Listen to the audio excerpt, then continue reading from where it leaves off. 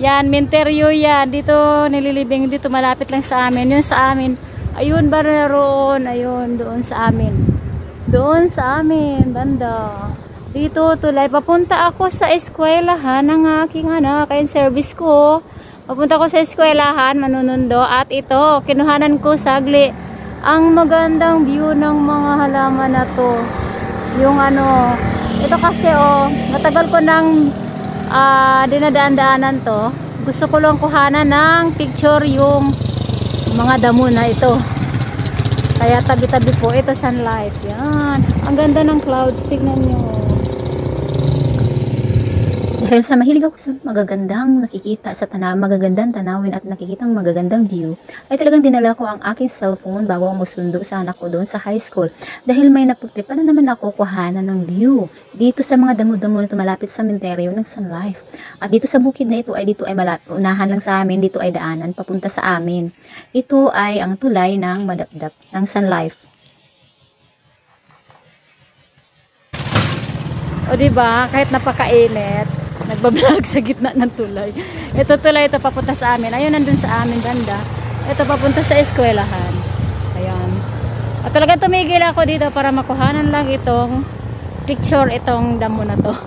Ayan, ang ganda kasi dito. Maganda ang sight. Maganda ang sight ng view. Sa likuran lang to namin, medyo malapit sa amin. Dito Minteryo naman to. Dito kasi baba ng tulay sa kalagitnaan ng init na to. Yun, baba. At ayan, nung pauwi na kami, pinahawak ko ang cellphone ng anak ko nung nasundo na siya dahil nagdadrive ako ng tricycle. At gusto ko makuhanan naman habang tumatakbo ang sasakyan ng tricycle. Makuhanan naman ng view ang paligid ng bukid na ito. Para naman maipakita sa inyo na ay bakante din dito sa amin, hindi puro bahay lang. Pero hindi sa amin ito ha. Itong loting ito ay merong nagmamay-ari at dinadaan-daanan lang namin to papunta sa Minteryo galing sa amin. Dito ay shortcut papunta doon sa eskwelahan ng mga high school. Meron naman main road kaso traffic doon kaya dito ako dumadaan madalas.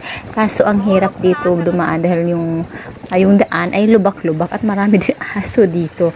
Pero napakaganda, nakaka-fresh at ang lamig dito dumaan kapag madaling araw, napakalamig, mahamog. Ang ganda ng view dito kaya kinuhanan ko na kaagad. Dala-dala ko ng cellphone. Napaka-grand leaves talaga, nakaka-fresh tignan sa mga mata. At ayun lamang ang aking video guys, nasishare ko sa inyo sa paligid na ito ay napakagandang view. Thank you so much for watching.